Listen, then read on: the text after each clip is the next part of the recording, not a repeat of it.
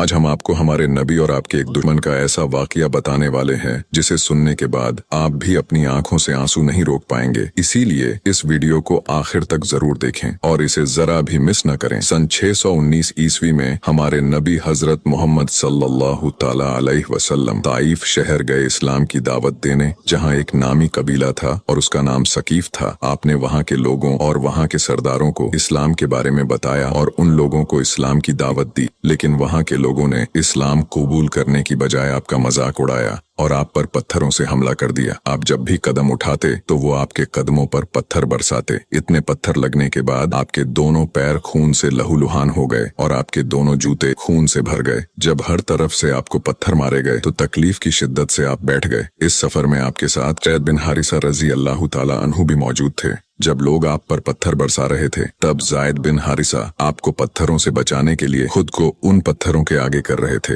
ताकि आपको उन पत्थरों से बचा सके जिस वजह से वो भी खून से लहूलुहान हो गए। लेकिन इसके बावजूद भी उन्होंने अपने आप की बिल्कुल भी फिक्र नहीं की और आपको ऐसी हालत में देखकर उन्होंने आपको अपने कंधे पर उठाया और दौड़ पड़े। दौड़ते दौड़ते जब आपको कोई आसरा नजर नहीं आया तो वो नबी सल्लल्लाहु अलैहि वसल्लम को लेकर एक बाग में घुस गए और आपको एक अंगूर की बेल के नीचे लिटा दिया। वो बाग उतबा बिन रबिया का था जो आप सल्लल्लाहु अलैहि वसल्लम का सबसे बड़ा दुश्मन था। जब ज़ैद बिन हारिसा ने आपको उस दुश्मन के बाग में एक बेल के नीचे लिटाया तभी वहां उतबा बिन रबिया आ गया, मगर जब उसने हमारे नबी को इस हालत में देखा तो उसका दिल भी भर आया। वो आप सल्लल्लाहु अलैहि वसल्लम का दुश्मन था। इसके बावजूद जब उसने आपको ऐसी हालत में देखा तो अफसोस के साथ कहने लगा कि ये ताइफ वालों ने मोहम्मद का क्या हाल कर दिया। मेरे नबी का ताइफ वालों ने ऐसा हाल कर दिया था कि दुश्मन को भी रहम आ गया और आपको ऐसी हालत में देखकर वो दौड़ते हुए गया और एक प्लेट में अंगूर भरकर अपने नौकर के पास दी और कहने लगा कि ये अंगूर जाकर अल्लाह के नबी को दे दो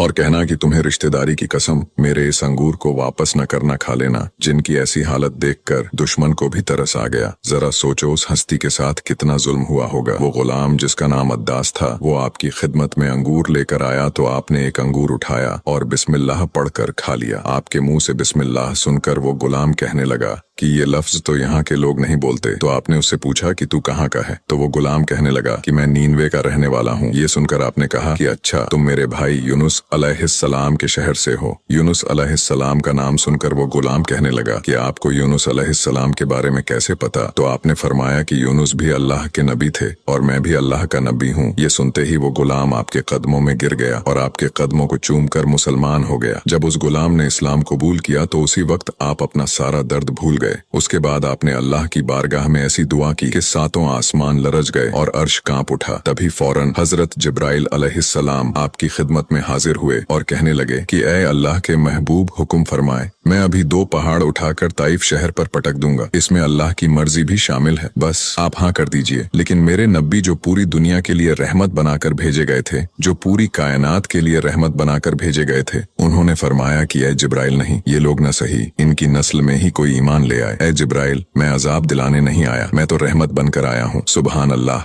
जिन लोगों ने मेरे नबी पर पत्थर बरसाए, आपको पत्थरों से लहूलुहान किया, आप उनके बारे में भी बुरा नहीं सोच सकते। बेशक ऐसी हस्ती की शान का अंदाजा कोई नहीं लगा सकता। या रसूल अल्लाह, हमारी जानें आप पर कुर्बान है।